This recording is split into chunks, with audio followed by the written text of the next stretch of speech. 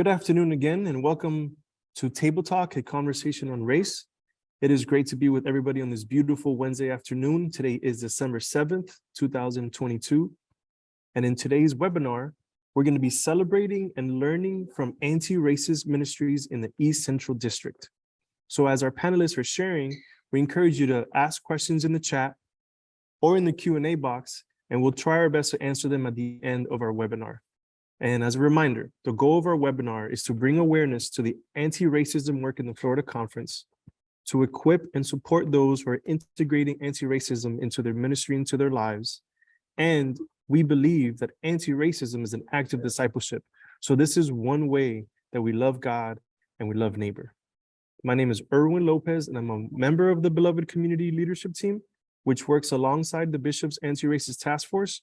And it's really an honor to be leading these table talks. And I'm very excited to hear from the Reverend Heather Harding, who's the chair of the Anti-Racist Task Force in the East Central District. We also have with us the Reverend Frank Adams, lay leader Tanya Tolson, and possibly layperson Anita Campbell, who all have been leading anti-racism ministries in their local settings, and we're very excited to learn from them. So first, we're going to start with Pastor Heather Harding, who is the chair of the Anti-Racist Task Force in the East Central District. Welcome, Heather, and share with us what's been going on in the East Central District.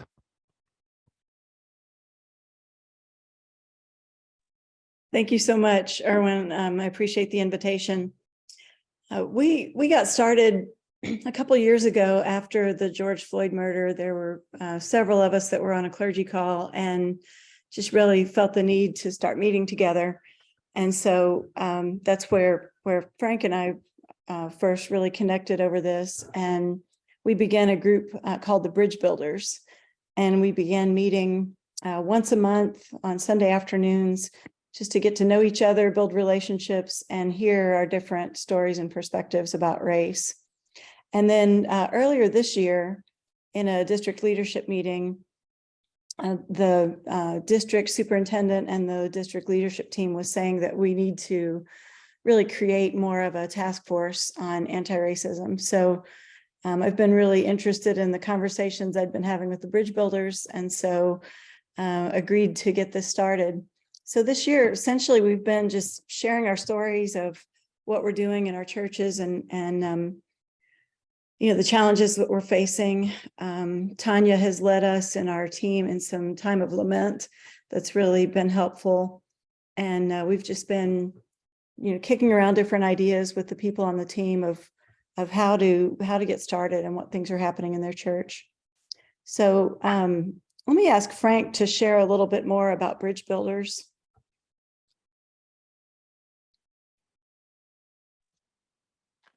Thank you, Reverend Harding. I'm so sorry having difficulties unmuting myself this morning or this afternoon, but thank you so much. I'm so glad to be here. We are really investing ourselves in this bridge builder work. I think I love this whole thought about us building bridges over racism, building bridges to anti-racism work and to action. But it's a work that is hard, a work that is not easy. Of course, it's not easy to be a disciple of Jesus Christ. And so the things that we have been kind of working on or doing in those conversations, really getting to know each other's perspective. You can have more empathy and you can have a greater social justice disposition when you really understand and to truly love people for the gifts and graces that God has given each and every person. So we have really been investing in learning and hearing each other's stories. I have told my perspective about what it's been like to be an African-American male living in the Central Florida area his entire life, all the different challenges that I have come across. And we have heard other folks from our Bridge Builder group tell their particular stories from their vantage points and their perspectives. And we have learned so much about, you name it, white privilege,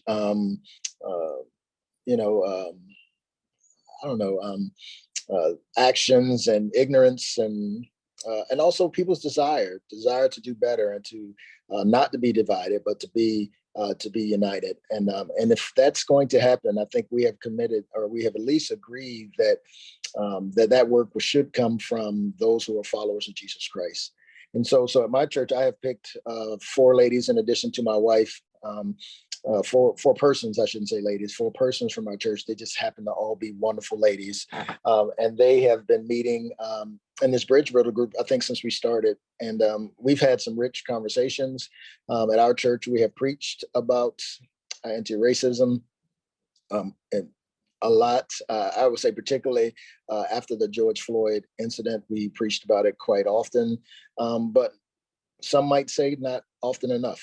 And so we've always been challenged about having the right balance of anti-racism conversations and the other conversations that we have to have within our church. The other thing we've done, we've also had a Bible study in regards to racism. My own Bible study on Wednesdays, we had a study for about 6 weeks on racism as well.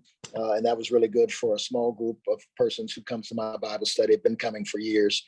It was a really eye-opening and opportunity for us to begin to talk about difference, hopefully making where a difference doesn't make a difference, which is something I heard from Yolanda King, the daughter of Martin Luther King, who spoke at Disney some years ago when I used to be a manager at the Disney, Walt Disney World Resort. And so those are some of the things that we're doing. We also are having holy conversations. So every 3rd Sunday at our church, we have conversations about racism, or we have conversations about the continuing United Methodist Church, which includes the LGBTQ question, in addition to anti-racism and all the other things that divide us. So while I feel we have so much more work to do, we have started in these, I say little by little in these ways. And I'm looking forward to having more and more conversations with our laity, with our clergy, and with all the folks in our local church, and also in the East Central District and beyond. So I'm excited to get busy in regards to anti-racism. I think this is something that's not like something that we pick up and we just do at church. It's a part of who we are. This is our life, that we love God and that we love our neighbor. So I hope that's what you're looking for, Heather. That's good. Want me to share anything else? Great. Yeah. Let's ask Tanya to check in and tell us about what you're doing at Winter Park. She's been one that's been a little bit further along on the journey than some of the others in the group. Yes, thanks, Heather. Thank you, Reverend Frank, as well. As Reverend Heather said, we've been doing this for about 5 years. It started out as a conversation where we wanted to talk and share our stories. And then it quickly dawned on us that we needed to have more teeth in leadership. And we asked our leadership, our church leadership, if we could be a committee. And once that was approved, I was appointed the chair of the DEI committee in early of 2018. And once we established that, we had about 18 members, we realized that we knew a lot about a lot of nothing. And we needed people to help us who have been doing the work. And we were fortunate to have Barbara Thompson, who's the Associate Director from UCF for DEI and Inclusion, and an educator. So we started out with huge workshops on what, ABCs of diversity and what is, what are the hidden biases that we have in our consciousness, as well as what is privilege.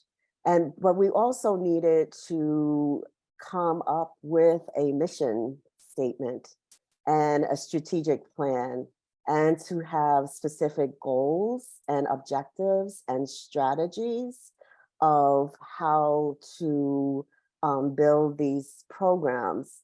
And the biggest part of our piece is the education part. So we studied Brian Stevenson's book, Just Mercy. We studied Isabel Wilkinson's book, cast. And these were not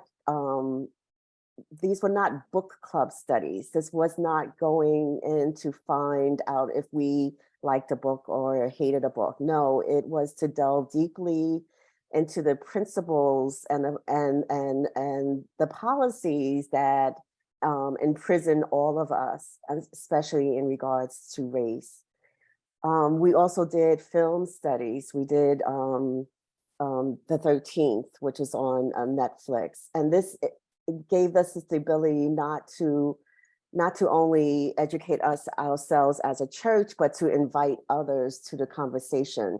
And we had more success inviting people from outside of our church and making disciples more than inside, where there was more of a resistance.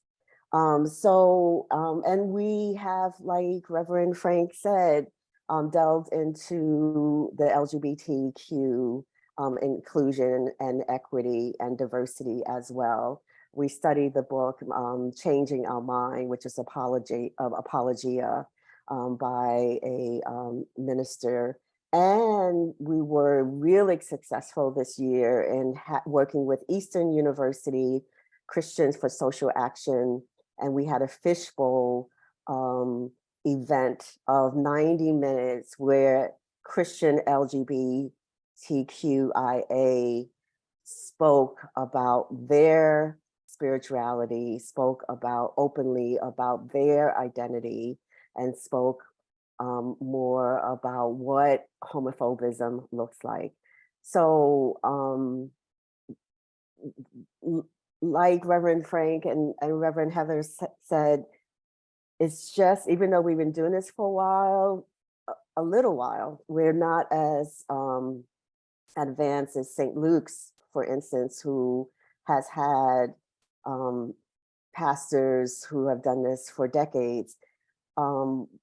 There is still more work to do. We delved a little bit into ableism. We delved a little bit into, we would like to delve into, and I'm passing my baton to a younger person who's going to do this work, because this is heavy work. This is emotional work to do. So it takes a toll on the person who is leading it, and it has taken a toll on me that I need to rest. So they want to hear from Native American Christians. We want to hear from about gender equality. We like to do a book like Invisible Women, that talks about gender equality, because that's a part of our church systems as well, how we discriminate against women. Intersectionality is a part of it as well. We did a great films conversation about Crip Camp, which is another film in Netflix. So, and we did ageism as well. There's a lot of discrimination around ageism. So, as I look back, as I close my chapter as a DEI chair, I think we planted some really huge seeds in our church's consciousness, and we've definitely planted some seeds in the community as well, where people were proud to have those conversations. So thank you.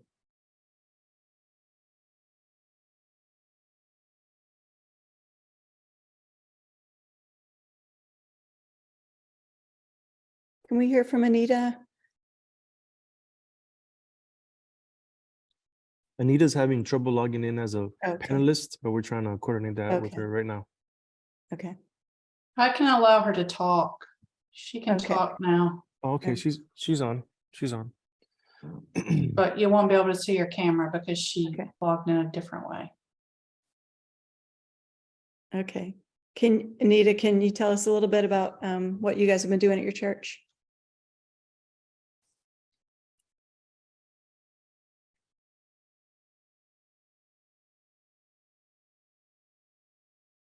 You'll need to unmute Anita.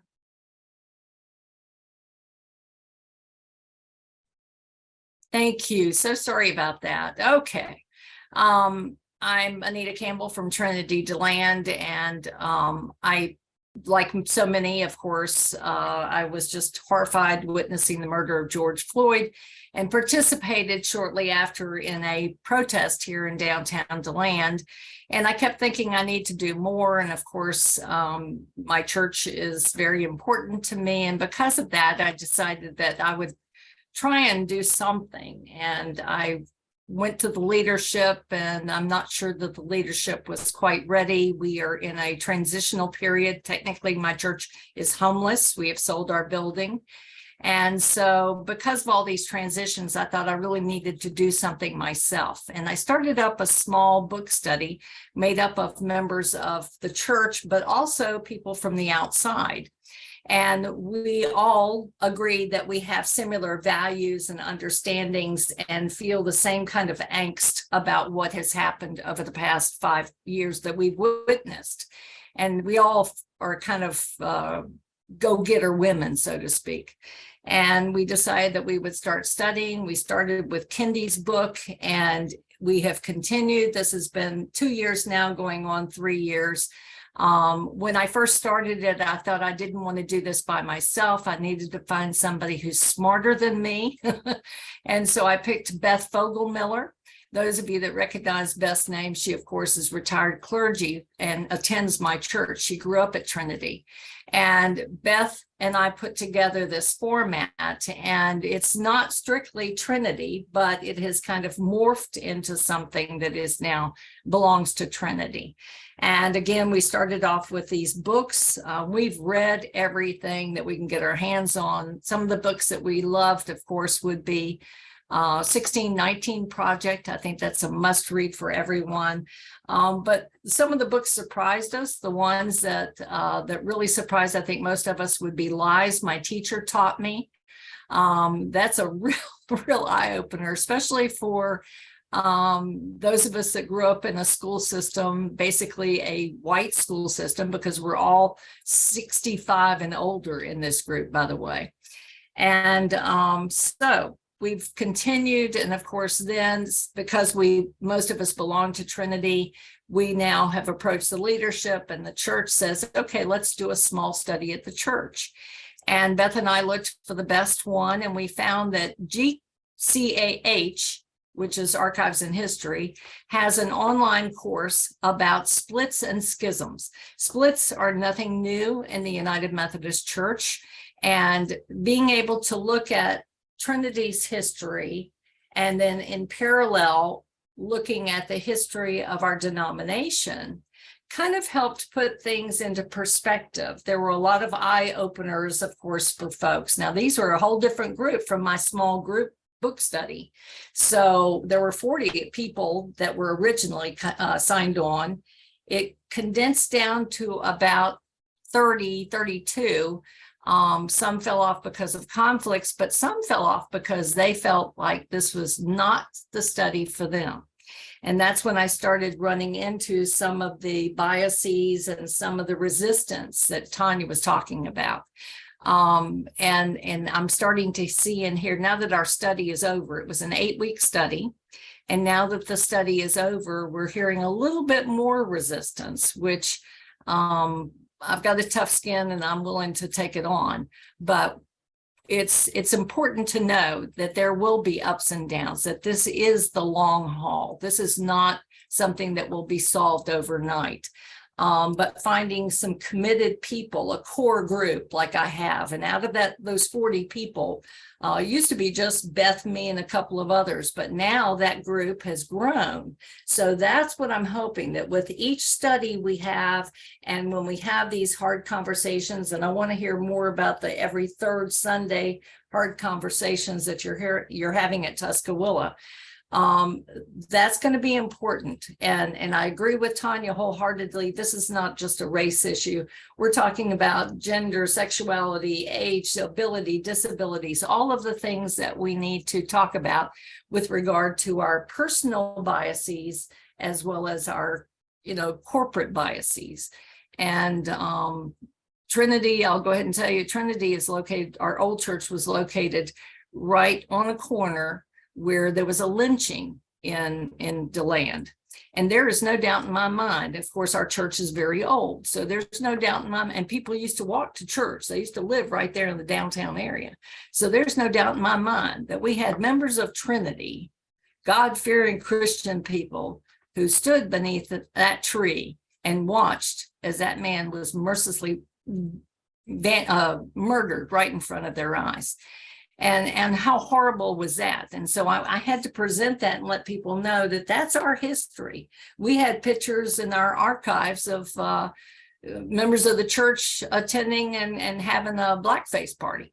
And so we need to look at that and say, this be us, this is our past. And we need to face up to it and grow from that and understand it in other ways. I'm still got that little voice though that's hearing that person, or those, probably more than one, but one that's been vocal about, well, I don't mind attending a study, but let's just don't talk about racism anymore because I'm not racist. And upon further inspection, you talk to them and question them a little bit more, and you find out that they just don't have a clue. And that's why I think it's important to try and educate. I'm a former teacher, so I think it's important to try and educate and inform and raise awareness. By the way, Aaron, I love the presenter that we had, Robert Jones, at the last session. Unbelievable advice, great, super advice. And somebody put up White Too Long. That is going to be not Robert Jones. He was not our presenter. Who was the former presenter last month? Robert Johnson. It was Johnson. Right. Okay. Anyway, great presenter, had some wonderful advice about, because that's where my group is. The rabid small group is ready to say, where do we go from here? How do we take action? Some of us have joined up with Volusia Remembers, which is linked with EJI. They're a partner with EJI, and we're the ones that do the soil collections from the lynching sites.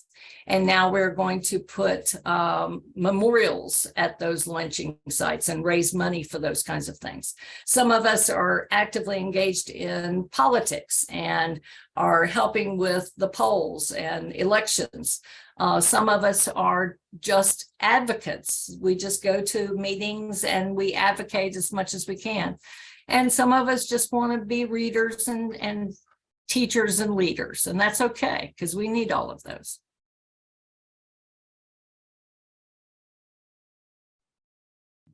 That's great, Anita. That's great, Anita.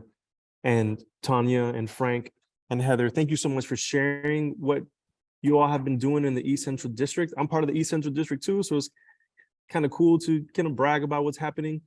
I do have some questions, if that's okay, for one of you or all of you. And the question is, what kind of challenges have you experienced as you've been doing this work? And how were you able to overcome those challenges?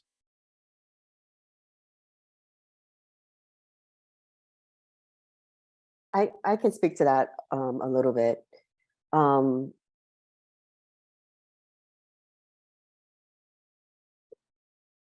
So the challenges, once you start talking about race or even sexual identity and gender equality, people get fearful,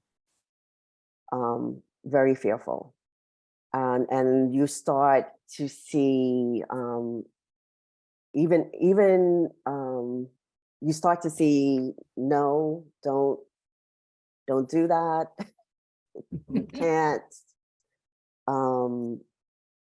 And for me as a leader, and I had to hold a container too for my committee members, and most of my committee members are very, they're activists, they're prophetic as well. So you have a church that can be more conservative, and then you have a committee that can be more liberal, and trying to like Heather and Frank says, bridge that gap or hold the tension. I think is, for me, was the key of being really, really, really patient. One of the resistance we had was we were called a diversity committee rather than a diversity, equity, and inclusion committee.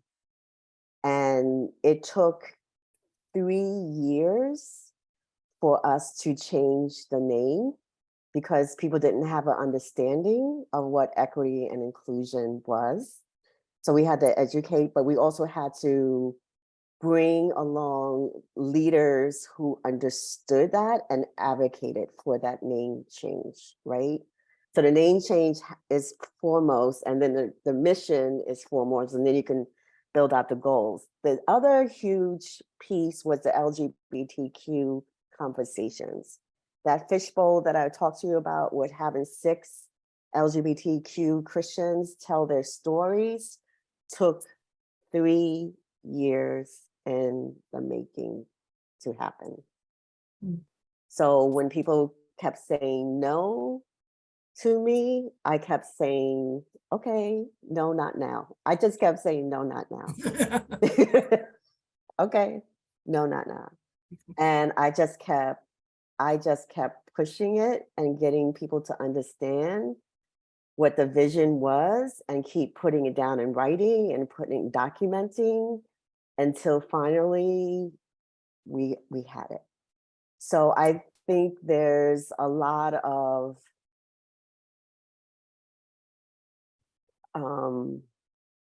contemplation and action in the work. There's a lot of persistence in the work. There's a lot of prayer and meditation, but there's also a lot of soul care that one has to do in order to do this work.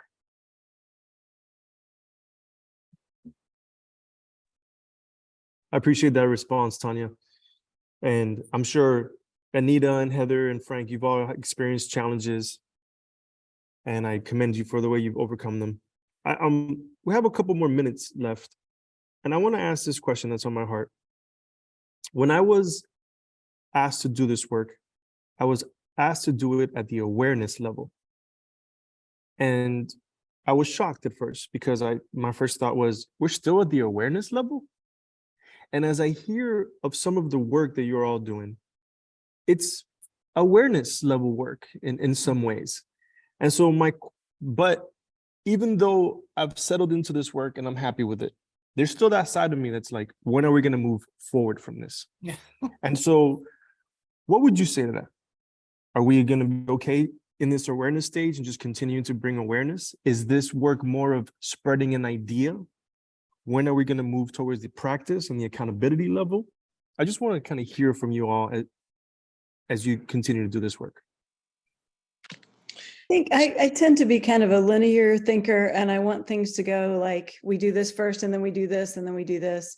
And the one constant for me is that it's been messy, that it's not like that, we might be in awareness and then we, with Bridge Builders, we did a panel discussion. We felt like we were doing something at Tuscaloosa. We've had the month of February, we had Black preachers that preached, and it also seemed like it was still kind of staying at that awareness level.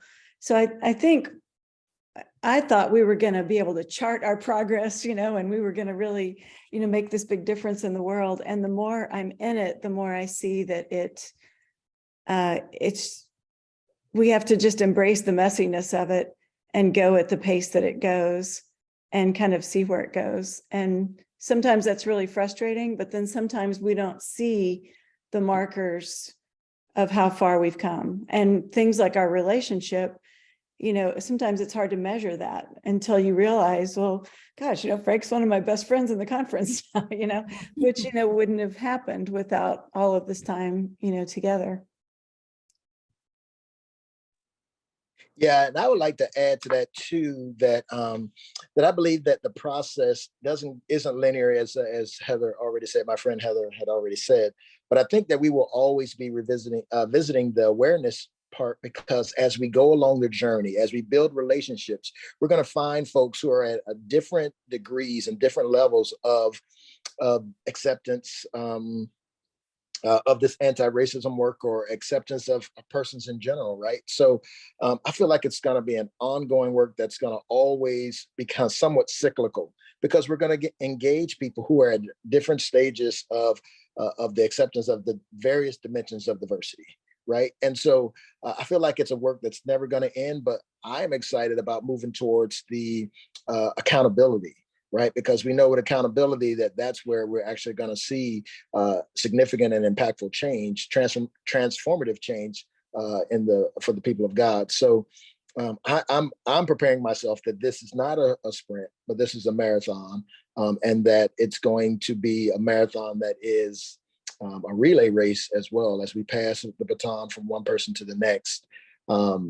It's how we're going to have to journey until we can really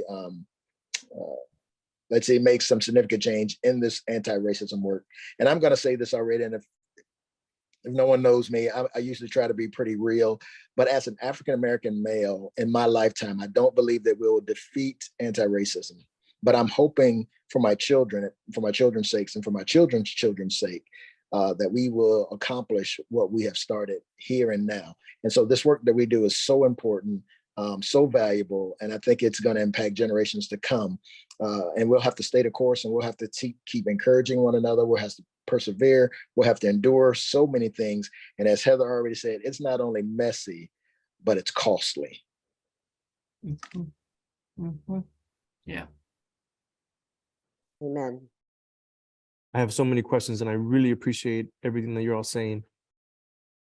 Here's a question from Mary Robertson. She says, Latasha Morrison addresses this in some Be the Bridge. Faith is not certainty. Can we step forward without knowing what is going to happen? She says she loves the fishbowl idea. Trust in the Lord with all your heart, lean on your own understanding. That's a good question, and it was right in line with what I wanted to ask next. Can we step forward without knowing what is going to happen? And the question that I was thinking that goes along with that is, what is the goal? Should we even have a goal? When you look at your local setting, when you look at the denomination, do you have goals? Is there something that you want to achieve? You look back in your ministry, in your local setting, or even over your career, and you say, you know what, at least we achieved this. Do you have that in mind, I wonder? Well, I think I do. I mean, I set out the goal as grandiose as it was.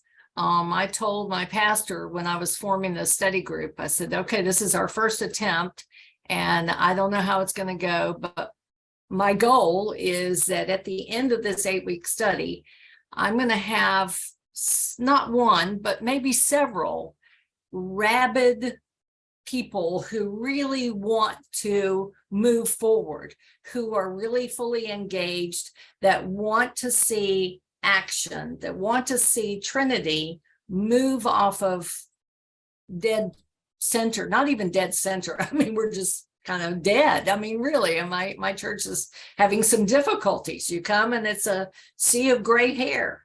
And so we need to do something. And I feel like this could be a way for people to get actively engaged in mission work and being able to get outside the walls and getting involved in something that's going to be good and productive. And I don't mean just going and feeding the homeless. I'm talking about, again, I go back to the word activism.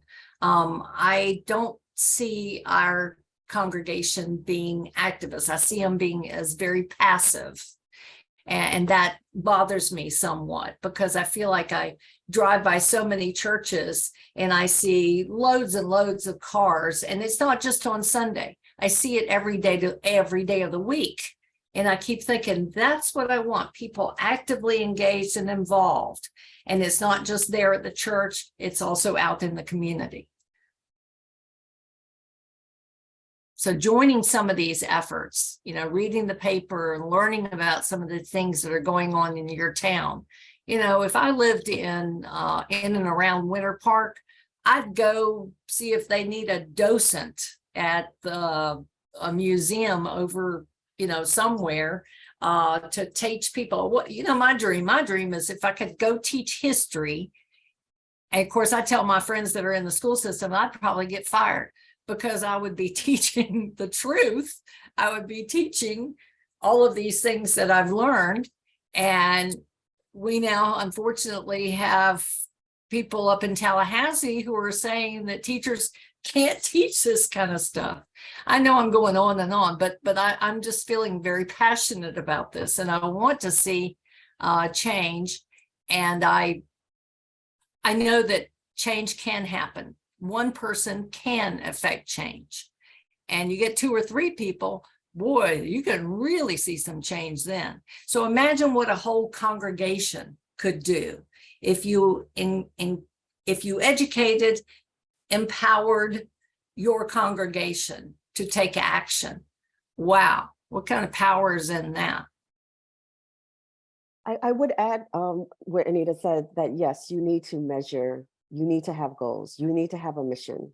We created a mission over years we refined that mission. And we always, when we have a meeting, we always say what that mission is so that we're clear about what our mission is. And those goals and those objectives should go back to the mission. And you should also track what your weaknesses and what your threats are as well, with the SWOT model and what the opportunities are. But you should be also open to when the Holy Spirit comes in and does these miraculous works, as when the conversation we had on the 13th. So yes, you should have goals, but you should not be so strict in them that you become inflexible. So that's my view of it. Will you share the mission? Do you remember the mission and the goal of your setting? Sure. Hold on. I wasn't necessarily prepared for it's a little bit of a, it's not lofty, but I have to read it in order for you to understand what we were trying to do. Okay, so I'm putting this up, and our mission is: we love and embrace without bias the diversity of all of God's creations and the beauty of humankind. In acknowledging divisions in our church and surrounding community, we strive to be sensitive to others, to listen deeply to all points of view, to develop relationships towards candor and authenticity, to educate ourselves, and to work towards justice, reconciliation, and unity. Excellent, excellent. Thank you for sharing that. Well, we're running out of time here, and I'm wondering if we can close for maybe 1 or 2 people briefly, just sharing some encouraging words with our attendees as they continue, or maybe even just begin this work.